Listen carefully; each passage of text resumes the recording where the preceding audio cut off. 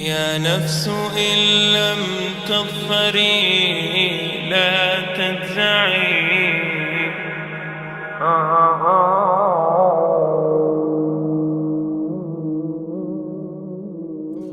All the praise is for Allah, who is the author of all existence and the most generous to his creation, while he is also the all-compelling. He is the only one worthy of our worship, having no partners, no associates, no sons, no daughters, no one whom he must consult, and no one or anything which has any comparison with him. All the praise is for Allah, who is the King of all who claim sovereignty, the only one who has the right to legislate for his creatures. He is the giver of life. He is the causer of death, while death has no effect upon him, because he is the ever-living, the self-subsisting, the eternal and the only absolute. All the praise is for Allah, who has power over all things, and there is in reality no power and no strength, no influence to cause benefit or detriment except through him. It is he who created this complex world, the seen and the unseen, the evident and the speculative, the earth and all that is on it and everything that is in it. It is he who sent his messengers and prophets, alayhimus salam, with the common message of strict monotheism, which simply means that there's absolutely no one worthy of worship, no one worthy of our obedience except the Almighty, the One, the Absolute, and who has no partners. The earlier messages which changed the world in the area in which the prophets were sent, those messages we know have changed, and even the prophets who brought them, their names are now lost. We just know in general because Allah told us in the Quran, وَلَقَدْ بَعَثْنَا فِي كُلِّ أُمَّةٍ رَسُولًا أَنْ يَعْبُدُوا اللَّهَ وَاجْتَنِبُوا الطَّاغُوتَ. I've sent to every nation a messenger, calling people to worship Allah alone and to avoid the worship of false gods. This essential message has been preserved in Islam in a way that it was never preserved before. Not because the message was different, because it was the same message, but because of the fact that there would be no other prophets who would come after Muhammad sallallahu alaihi wasallam. So therefore that message now had to be protected. It had to be preserved in a way none of the earlier messages were preserved. I will tell you this, what you say you have come to know 40 years back, and what you call the Big Bang is already mentioned in the book which I read, the glorious Quran. It's mentioned 1400 years ago in Surah Anbiya, chapter number 21, verse number 30, which says, Avalam yaral lazina kafaru. Do not the unbelievers see anna samawati wal arda kanat ratkan fataqnahuma, that the heaven and the earth were joined together and we clove them asunder. What you're talking about, the Big Bang, I try to imagine compressing a spring. I push it closer and closer and closer together so it's smaller and smaller and smaller, and I've stored a tremendous amount of energy in that spring, and when I let it go, it bursts out, it bursts out, it bursts out. the creation of the universe, which you came to know 40 years back, is already mentioned in this book, the glorious Quran, 1400 years ago. Who could have mentioned that in the Quran? So the atheists will say, maybe someone wrote, maybe it's a fluke, maybe it's a guesswork. A human being, regardless of who they are, or where they are, or what they do, will have this curiosity. They'll want to know, why am I here? How did I get here?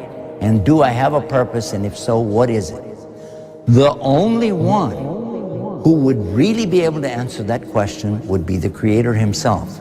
If there is a Creator, it would be up to him to tell us why we were created and what he expects from us and what this life is really about.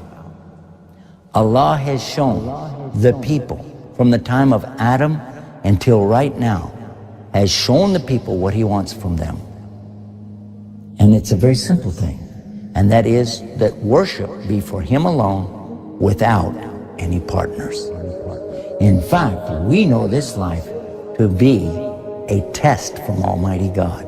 That's why we're born, and that's why we die, because there has to be a beginning and an end for us to be tested on. The next life, after this life, no one will ever die again. A bad person or a good person. Both are brought back and they continue to live in the next life, either in good shape or not so good shape, depending on how they did on the test. The worship of the God of Abraham, that was what was taught by these prophets. The Lord of the Arsh and Kursi. We're talking about the Lord of the worlds. Alhamdulillah Rabbil Alameen. We're talking about the Lord of the entire universe and beyond. The entire universe and beyond. You know, we live in this dunya and we are fascinated with this dunya which Allah subhanahu wa ta'ala indeed has created in a beautiful manner. We're fascinated. There are over billions of people which live on this dunya at this moment in time. Over 6 billion people that live on the dunya at this moment in time. This dunya of Allah subhanahu wa ta'ala is so big that there is space in this dunya for billions and billions and billions or more people. But what is this dunya in comparison to what Allah subhanahu wa ta'ala has created out there? This dunya is insignificant. This dunya is meaningless to Allah. It means nothing. It is worthless. So worthless, compare it with the sun. The sun is one star. You know more science than me. You'll be able to tell me better. Take this planet Earth and you place it inside the sun, and you will be able to place 1.3 million Earths in the sun. 1.3 million Earths in the sun. Allahu Akbar. Allah is the greatest. The sun is one star. One star. There are stars out there which are millions of times bigger than the sun. You tell me this, that you need millions and millions of stars to make one galaxy. And then you tell me this, that there are zillions of galaxies out there. Let me tell you on top of this, my friend, after this, whatever you see above, when you raise your head and you look above, whatever you see above, the zillions and zillions and zillions of galaxies, let me tell you, this is everything there is within the first heaven. Everything there is within the first heaven, and Allah is the creator of 7 heavens. 7 heavens. And the distance between the first heaven and the second heaven is 500 years. You know, the distance that can be covered in 500 years, at what speed? Only Allah knows. Only Allah knows. But it will take 500 years to get from the first heaven to the second heaven. 500 years from the second to the third, third to the fourth, fourth to the fifth, fifth to the sixth, sixth to the seventh. Every time it will take 500 years. After the 7 heavens,